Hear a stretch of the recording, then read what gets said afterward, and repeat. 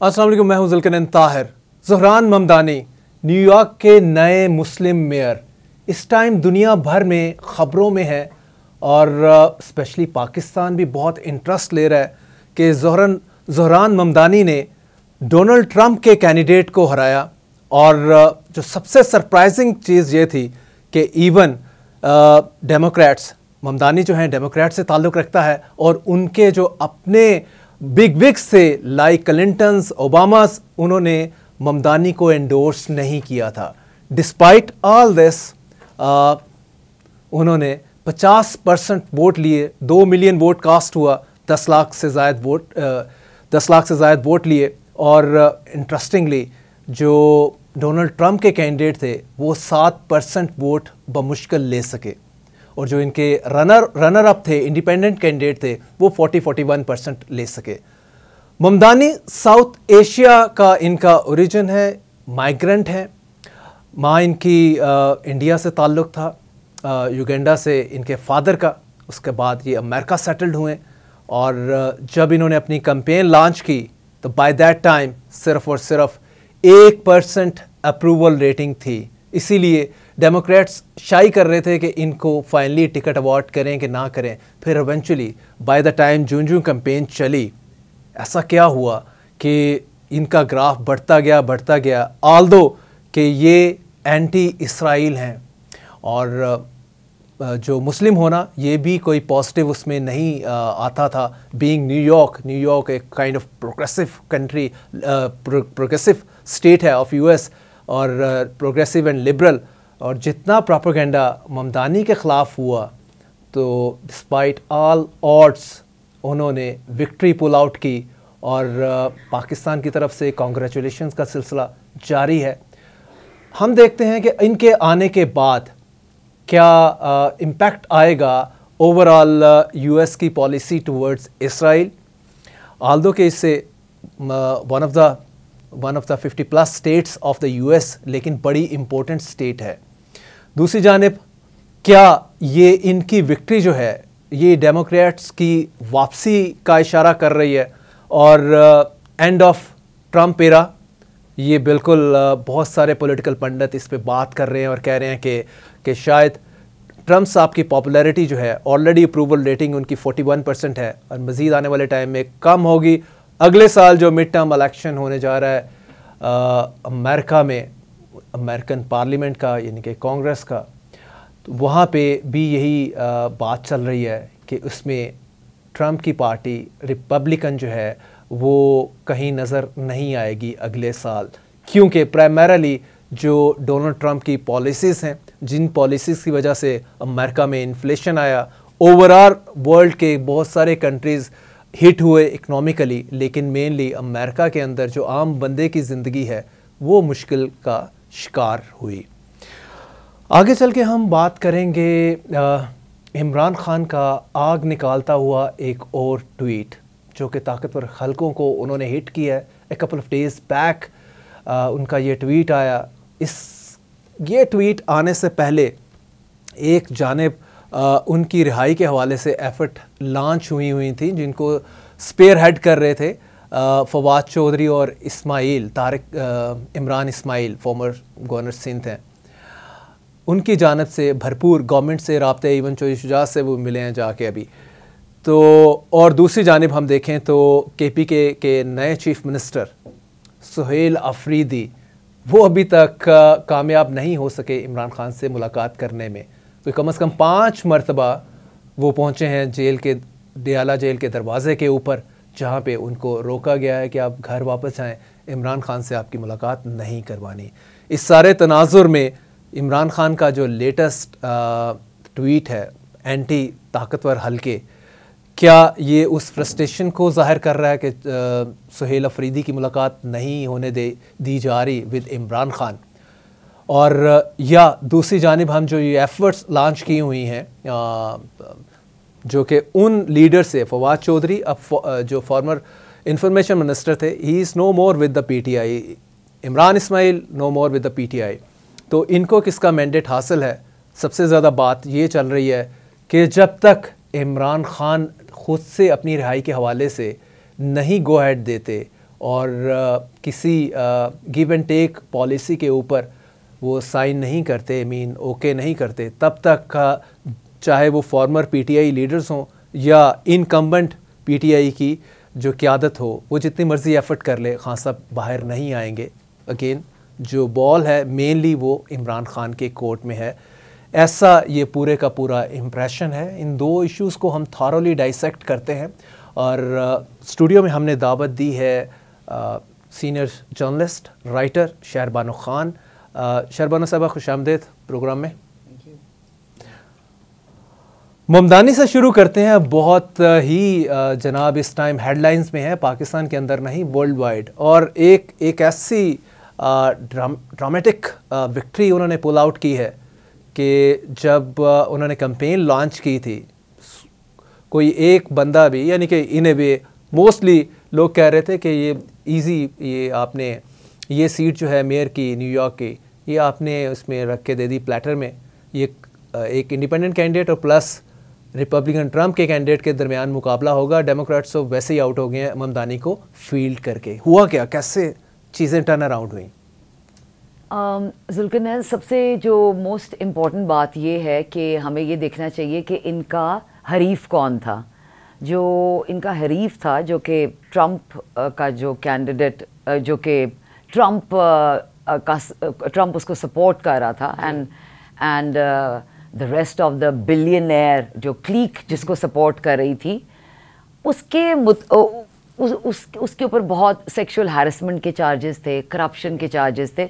तो उसने एक बहुत इंटीग्रल और बहुत सेंट्रल रोल प्ले किया है, लेकिन वो वन ऑफ द फैक्टर्स है। अगर हम ये कहें कि बड़ी ज़बरदस्त किस्म की ज़ोहरान ममदानी की पर्सनालिटी है और वो बात बहुत अच्छे तरीके से करते हैं, ये भी कुछ आप समझ लें 5 से 10%, बल्कि 5% इसका हिस्सा है। ज़ोहरान ममदानी का जो आप कह लें उनकी बुनियाद क्या है और उनके अंदर क्या ऐसी चीज़ थी जो दूसरे कैंडिडेट्स में नहीं थी।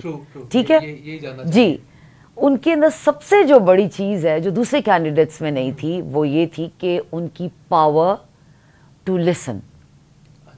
वो उन पॉलिटिशियंस में से नहीं है, और अक्सर पॉलिटिशियंस जो होते हैं उनको क्यों दी जाती है, आपने इस बात का जवाब देना है, आपने ये सुनना है, इसका ये जवाब है।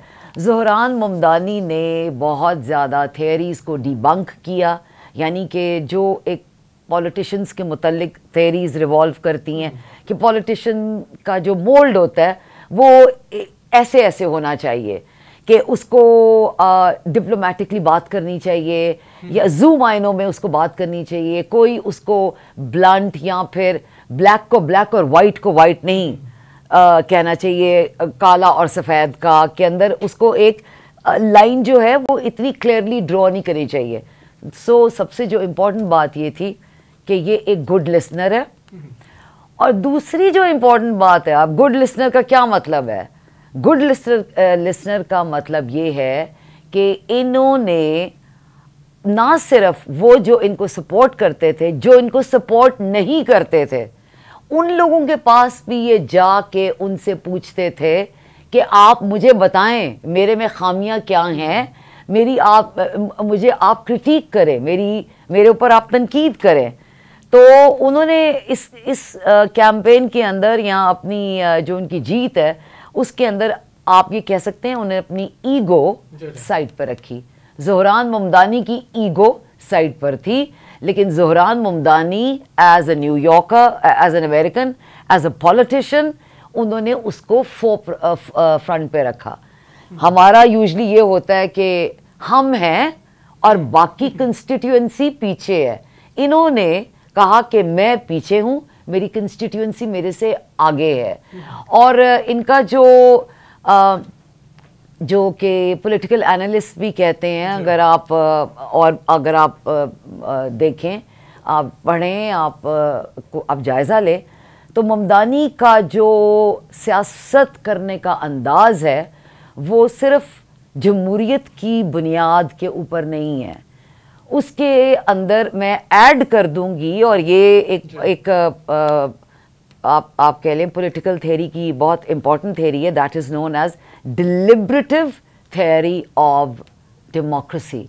डिलिबरेटिव थ्योरी ऑफ डेमोक्रेसी ये होती है कि आपने सिर्फ खड़े होकर रैलीज़ के अंदर प्रचार नहीं करना, आपने सिर्फ भाषण नहीं देने, तकरीरें नहीं करनी, आपने उनके साथ डिलिबरेट करना है। और डिलिबरेट सिर्फ प्राइमरीज के लेवल तक नहीं कि कन्वेंशन हॉल में आप खड़े हुए हैं, चंद आपके सामने ऑडियंस जो है वो लिमिटेड है, और वो आपको एक already pre framed and pre ordained आपको वो सवाल करेंगे जो कि ऑलरेडी आपने अप्रूव किए हो। नहीं, डिलिबरेटिव जो थियरी ऑफ डेमोक्रेसी है ये बहुत इम्पोर्टेंट हिस्सा रहा है, क्योंकि ममदानी के जो वालिद साहब हैं वो भी पॉलिटिकल साइंटिस्ट हैं।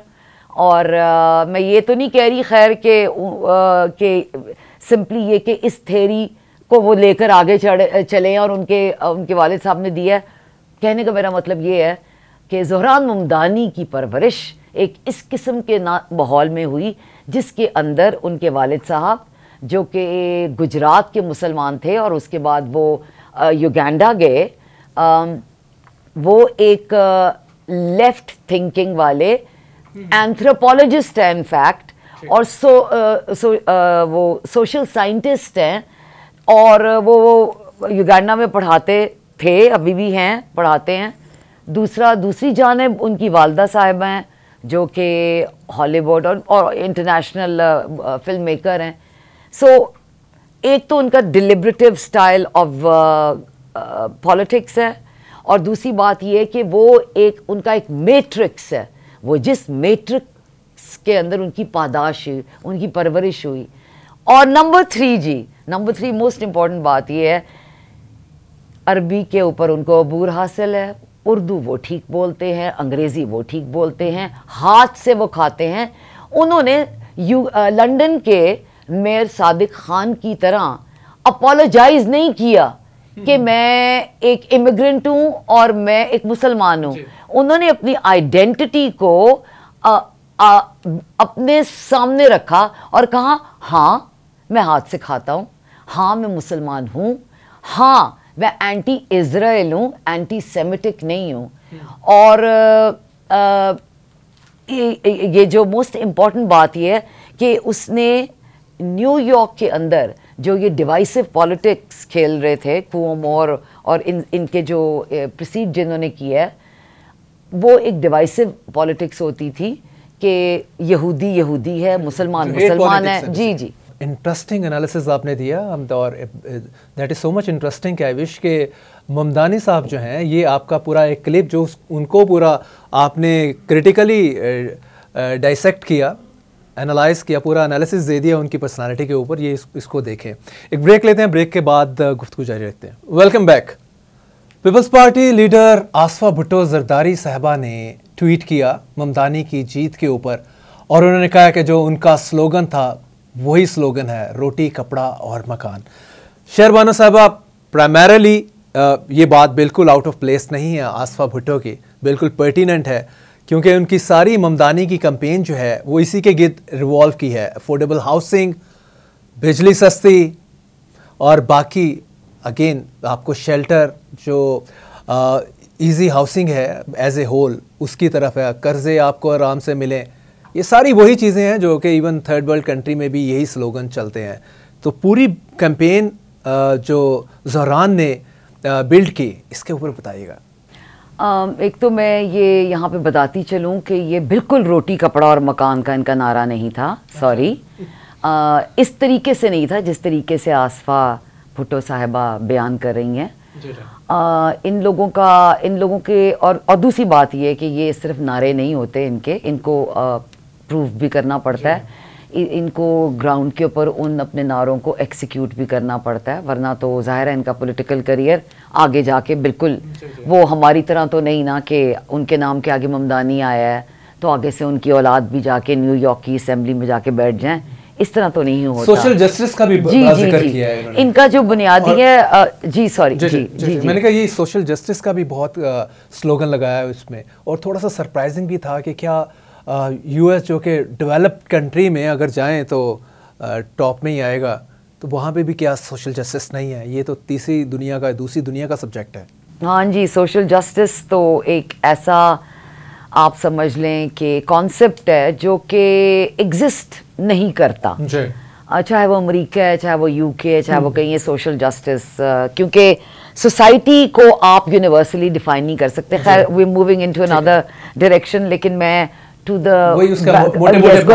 हाँ जी, जिसके ऊपर उसने अपनी कैंपेन बिल्ड की। जी तो कैंपेन उनकी जो थी वो डेफिनेटली रेंट फ्रीज के ऊपर थी, बिकॉज वहाँ पे रेंट्स बहुत ज़्यादा हाई हैं। दूसरी बात है फास्ट एंड फ्री बसेस, यानी कि ट्रांसपोर्ट का सिस्टम जो है वो बेहतर हो और अफोर्डेबल हो। एंड नंबर थ्री जो इम्पोर्टेंट बात ये है वो है यूनिवर्सल चाइल्ड केयर। और ये जो तीनों इनके स्लोगन्स हैं ये इन्होंने 1 साल पहले बैठ के डिसाइड किया, और पहले 2 तो इनको पता था कि डेफिनेटली मेरे ये मेरे टारगेट्स हैं। जो तीसरे वाला था वो इनको समझ नहीं आ रही थी इनकी टीम को कि कौन सा स्लोगन होना चाहिए। इन लोगों ने पूरा डिलिबरेट किया, सारी रात बैठ के ये अपनी टीम के साथ उसमें डिलिबरेट करते थे, बातचीत करते थे, और फिर इन्होंने ये रियलाइज़ किया, इनको ये पता चला कि जो कि यूनिवर्सल चाइल्ड केयर है वो इनका एजेंडा पे है। एंड मोस्ट इम्पोर्टेंटली देखिए, मैं आसफा भुट्टो साहिबा ने जो कहा है वो अपने तौर पे वो ठीक कह रही हैं, मतलब मैं गलत नहीं कह रही। हाँ जी, बिल्कुल आता है। मैं उनको इस तरह नाहक तनकीद नहीं करना चाह रही। जी, पूछना चाहूंगा कि इनकी वाइफ जो है ज़हरान ममदानी की दुआ जो है आपकी रमा दुआ जी आर्टिस्ट हैं जी, इनके बारे में भी बहुत लिखा जा रहा है कि इन्होंने बहुत हेल्प किया और कैंपेन को एक नई हाइट पे ले गई। थोड़ा सा इस पे बताइएगा। देखिए, ओके, I'll discuss that, लेकिन मैं सिर्फ अपना लास्ट वाला पॉइंट कर लूँ because that's very important. We need to understand कि ममदानी को जितने डेथ थ्रेट्स मिले हैं शायद यूएस की पॉलिटिकल हिस्ट्री के कैनवसिंग के अंदर किसी को ना मिले हो। That's very interesting। एक तो ये भी पूरी हिस्ट्री में एक फर्स्ट न्यूयॉर्क के पहले मुस्लिम मेयर जी 50 साल पहले तक किसी ने इतना वोट नहीं लिया, 10 लाख से ज्यादा उन्होंने वोट लिया, और जो डेथ थ्रेट भी हैं वो भी आप बता रही हैं काउंटलेस हैं। जी क्रॉसिंग मिलियन इनफैक्ट। और दूसरी बात ये कि 22 मिलियन जो डॉलर्स हैं वो इनका जो बिलियनर क्लीक है उन्होंने खर्च किया एंटी ममदानी, यानी कि उसको हराने के लिए। अब इनका सिस्टम हमारे जैसा तो ऐसा होता नहीं है कि अनअकाउंटेबल है, कहाँ से आ रहा है, मनी ट्रेल होता नहीं है। तो आप ये देखें, जब 22 मिलियन डॉलर्स खर्च किए जाएं एक मेयर के इलेक्शन के ऊपर, उसको हराने के लिए 2 करोड़ डॉलर बन जाते हैं। एग्जैक्टली।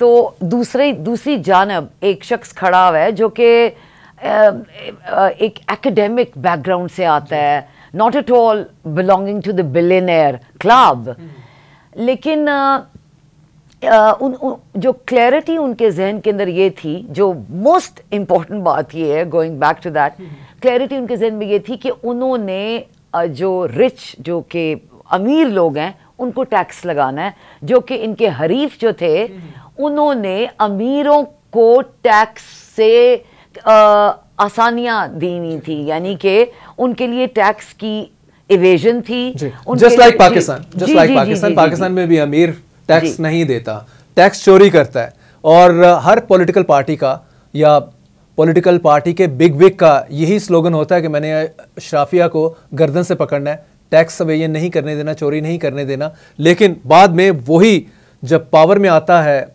अशराफिया का ही मेंबर, तो वो सबसे पहला रिलीफ अशराफिया को ही देता है और अवाम को जूस करता है, अवाम पे टैक्स लगाता है। पाकिस्तान में ये है, this been happening for decades, और आज के दिन भी यही पॉलिसी है अनफॉर्चुनेटली। जी बिल्कुल, जारी रखिएगा, बताइए। तो उन्होंने इस चीज़ को एक किस्म का आप समझ लें कि स्टेटस क्वो को उन्होंने काफ़ी हिला के रखा। जब उनके स्लोगन्स के अंदर, जब भी वो तकरीर वगैरह करते थे, रैलीज़ के अंदर, ये बारहा वो इस चीज़ का जिक्र करते थे कि न्यूयॉर्क रिचेस्ट स्टेट्स में से स्टेट है, उसके बावजूद यहाँ पे लेवल ऑफ जो पॉवर्टी है, गुर्बत जो है बहुत ज़्यादा है और आया है, नज़र आती है। इनकी वाइफ जो है जी रमा जी दवाजी, इसके हवाले जो सीरियन ओरिजिन की हैं, इनके बारे में बहुत कहा जा रहा है कि इन्होंने बहुत रोल प्ले किया पूरी इनकी कैंपेन को डिज़ाइन करने में। ये थोड़ा बताते चलें, फिर आगे जरा मूव फॉरवर्ड करते हैं। जी बिल्कुल किया। एक तो ये बात है कि वो एक आर्टिस्ट हैं, इलस्ट्रेटर हैं और पॉलिटिकली ओरिएंटेड हैं, वुमेन्स राइट्स पे काम करती हैं, माइनॉरिटी के राइट्स के ऊपर उनकी इलस्ट्रेशंस हैं, उनकी जो एग्जिबिशंस हैं वो टेट गैलरी यूके लंदन के अंदर एग्जिबिट हुई हुई हैं। कहने का मेरा मतलब ये है कि उन्होंने उनको डेफिनेटली हेल्प इसलिए भी किया क्योंकि दो लाइक माइंडेड ये पार्टनर्स हैं इन लाइफ। वो प्रो पैलेस्टाइन है, एक तो वो सीरियन है, प्रो पैलेस्टाइन है एंड एंटी इजराइल है। और उन्होंने ये एक और बात आपको प्लीज बताती चलूं कि ये पहले मेयर हैं जिन्होंने लफ्ज जेनोसाइड का इस्तेमाल किया। अच्छा, बड़ी पहले मेयर हैं। Really, he dared? जी और इनकी वाइफ ने भी उस जेनोसाइड के इर्द गिर्द रिवॉल्व करते हुए, उनका बहुत ज्यादा काम है जो कि उनका पब्लिश्ड वर्क है, and in terms of I am talking about in terms of illustration and art. दूसरी बात ये है कि ममदानी ने शायद आपको भी याद होगा, अभी ये बहुत मशहूर हुआ था कि उन्होंने अपनी रैली के अंदर ये बात कही थी कि अगर नेतन्याहू न्यूयॉर्क की सरजमीन पर कदम रखता है तो उसके खिलाफ अरेस्ट वारंट्स इशू किए जाएंगे, keeping in fact because international court of जो जस्टिस ने भी यही किया है, जो हेग में नीदरलैंड में जी उसके कोर्ट ऑफ जो अरेस्ट वारंट है वो ICJ international court of justice ने इशू किए हैं। और आई होप कि किसी स्टेज पे जाके ये इम्प्लीमेंट हो। I hope so too. लेकिन बात ये है कि हम सिर्फ एक साइड ये देख रहे हैं, सक्सेस देख रहे हैं, बहुत ज़्यादा सक्सेस है। मैं यहाँ पे यही पूछना चाहूँगा कि इसराइल के साथ ममदानी के जीतने से ज़ाहिर है अमेरिकन गवर्नमेंट जो कि ट्रंप की गवर्नमेंट है उसकी पॉलिसी तो चेंज होने से रही इसराइल के साथ, लेकिन सर्टनली इसका कुछ ना कुछ तो इम्पैक्ट आएगा या आया होगा इनके जीतने के बाद। उस पर थोड़ा बताएं हमें। देखिए, यहाँ पे हमें दो चीज़ों को मद्देनज़र रखना चाहिए। एक है इज़राइल एंड इज़राइलाइट्स यानी कि ज़ायनिस्ट, ठीक है, और दूसरे हैं जूज़। अब जो यहूदी हैं वो ज़ायनिस्ट ज़रूरी नहीं है कि वो थोड़ा इसको डिफाइन भी कर दें आम पब्लिक के हवाले से। जी देखिए, अगर आप यहूदी हैं इसका मतलब ये नहीं है कि आप इज़राइल को सपोर्ट करते हैं, और बिलफर्ज अगर आप इज़राइल को सपोर्ट करते भी हैं कि आप ये सोचते हैं कि एक ख़ित्ता होना चाहिए जहाँ पर हम जाके बसें, तो इसका यकीनन ये मतलब नहीं है कि आप उस वहाँ पर खून रेज़ी को और जेनोसाइड को भी सपोर्ट करते हैं। न्यूयॉर्क के अंदर बहुत बड़ी तादाद ममदानी की यहूदियों की भी थी जो कि एंटी ज़ायनिस्ट हैं। देखिए, जिस तरह डेमोक्रेसी है, इंपीरियलिज्म है, कॉलोनियलिज्म है, इस तरह ज़ायनिज्म भी एक। ज़ायनिज्म को थोड़ा डिफाइन कर दीजिएगा। जी, Zionism basically is the expansion of the state of Israel. जिस तरह हिंदुत्व है, जिस तरह हिंदुइज्म, सॉरी नॉट हिंदुइज्म, जिस तरह हिंदुत्व की जो पॉलिसी है, आरएसएस की जो है जी, कि हमारा जो प्राइमरी फोकस है वो ये है कि यहूदी जो कौम है वो एज अ नेशन इज़राइल के अंदर आबाद हो, और सिर्फ इज़राइल के अंदर नहीं, वो रेड सी के बियॉन्ड जॉर्डन, इजिप्ट, उसके अंदर ये सारा खिता आता है जो कि उनको उनकी किताब के अंदर अकॉर्डिंग टू देम अल्लाह ने उनसे वादा किया हुआ है। सो ज़ायनिज्म बेसिकली जो है वो एक्सपेंशनिज्म, जी, and expansionism through force and brute might, जिस तरह आप कह लें कि ज़बरदस्ती होता है, जिस तरह कॉलोनियलिज्म होती है। तो ममदानी की जो सपोर्ट थी वो ज़ायनिस्ट की सपोर्ट नहीं थी, ज़ायनिस्ट की सपोर्ट जो है वो ट्रंप की है। राइट, और तभी वो जो एक लार्ज चंक है ज्यूज का इन न्यूयॉर्क, उन्होंने इनको वोट दिया, और तभी तो फिर इनका जो टैली है, वोट की टैली, वो यहाँ से यहाँ तक आई। जी, ये जुल्करनैन, मेरे ख्याल में आपके इस प्रोग्राम के हवाले से ये बात करना बहुत ज़रूरी है, बहुत ज़रूरी है, क्योंकि यहाँ पर आके वो बेज़र लोग भी वो भी सफ़र करते हैं कि देखिए, ज़ायनिस्ट होने का मतलब ये नहीं है कि आप सॉरी, यहूदी होने का मतलब ये नहीं है कि आप ज़ायनिस्ट हैं। बिल्कुल, तो हमें ये बात को मलूज़े खातिर रखना चाहिए, जी, अंडरस्टैंड करना चाहिए कि आपकी जब आप प्रोटेस्ट मार्च होते हैं, बाहर होते हैं, हमारे मुल्क में तो कर नहीं सकते ना आप, जब बाहर होते हैं तो उसके अंदर बहुत ज्यादा जो प्राइमरीली वो सारे जो प्रोटेस्ट हैं वो ज़ायनिस्ट के खिलाफ है, वो ज़ायनिज़्म के खिलाफ है, ज़ायनिस्ट के खिलाफ है, जेनोसाइड के खिलाफ है, Israel as a genocidal regime के खिलाफ है, और उसके अंदर यहूदी शामिल होते हैं। बिल्कुल ठीक। और यहाँ एक ब्रेक लेते हैं, ब्रेक के बाद गुफ्तगू का सिलसिला यहाँ से जारी रखते हैं। Welcome back. PTI pattern in chief former prime minister Imran Khan की जानिब से एक आग बरसाता ट्वीट फिर से हमारे सामने है, और बातें हर तरफ यही चल रही हैं कि इमरान खान की रिहाई जो है, दिस इज़ द टाइम कि उनको रिहा किया जाए। उनकी पार्टी एफर्ट कर रही है, स्ट्रगल कर रही है, साथ में जो पार्टी के वो लोग जिन्होंने पार्टी छोड़ दी थी अंडर प्रेशर और अदरवाइज़, उन्होंने भी ये एफर्ट्स लॉन्च की हुई हैं। इस दौरान खान साहब का ये ट्वीट आना, या मुसलसल इस टाइप के ट्वीट जो हैं वो चल रहे हैं, हम 3 साल से देख रहे हैं। शहरबानो साहब, आपसे मैं यही पूछूंगा कि लगता यही है कि खान साहब ने अभी अपना माइंड मेकअप नहीं किया बाहर आने का। जब वो खुद माइंड मेकअप करेंगे तो शायद उसके बाद कोई प्रॉपर हिलजुल होगी।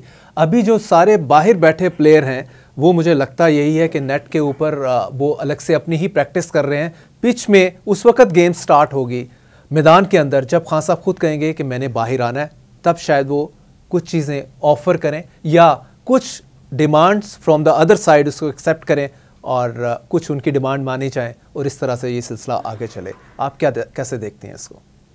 जुल्करनैन, मैं थोड़ा सा ज़रा इसको मुख्तलिफ अंदाज में देखती हूँ, क्योंकि जहाँ तक खान साहब के जहन का सवाल है कि जब वो अपना जहन बनाएंगे बाहर आने का, तो तब ही वो आ सकते हैं यकीनन। ये तो इसमें कोई दो राय नहीं है, ये ठीक कह रहे हैं।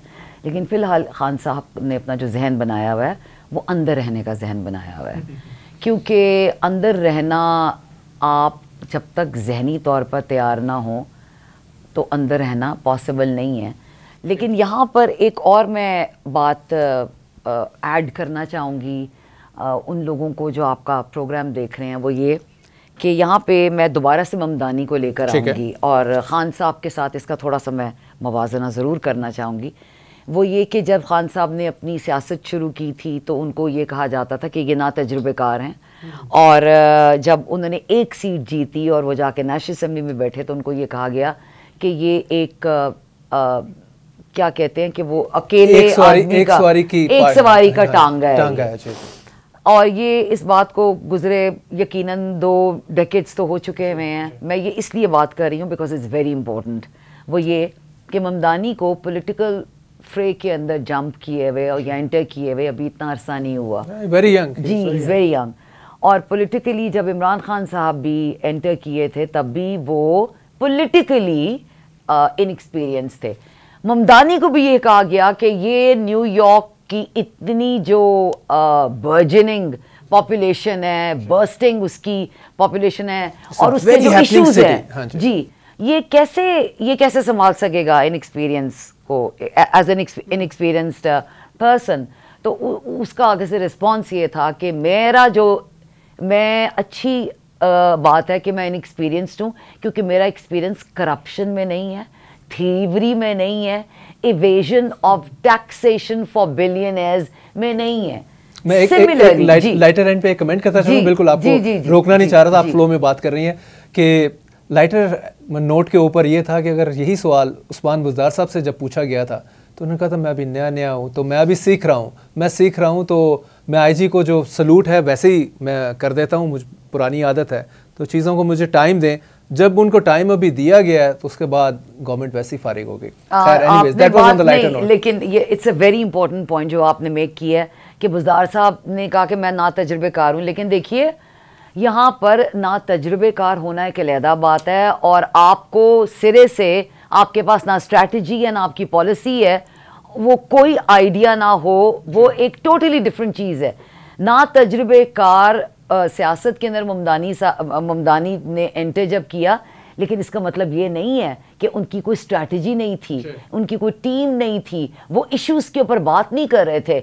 यहाँ पर बुज़दार साहब ने ना तो इश्यूज़ पे बात की, ना उनको पता था कि पंजाब के क्या इश्यूज़ हैं। और ये बहुत बड़ा एक सवाल उठता है पीटीआई के, ना सिर्फ खान साहब के ऊपर पर पूरी की पूरी टीम पर। खैर, आप बात खान साहब की कर रहे हैं यहाँ पर, अगर आप थोड़ा सा कंपैरिजन पे लेके आ रही थी कि वो भी इनएक्सपीरियंस थे, लेकिन किस तरह से। बिल्कुल। अब बात ही आती है कि जैसे मैं कह रही हूँ कि उन्होंने अपनी टीम के साथ बैठकर ममदानी ने डिवाइस किया कि उनकी स्ट्रैटेजी क्या होगी, उनकी पॉलिसी क्या होगी, उनके स्लोगन्स क्या होंगे।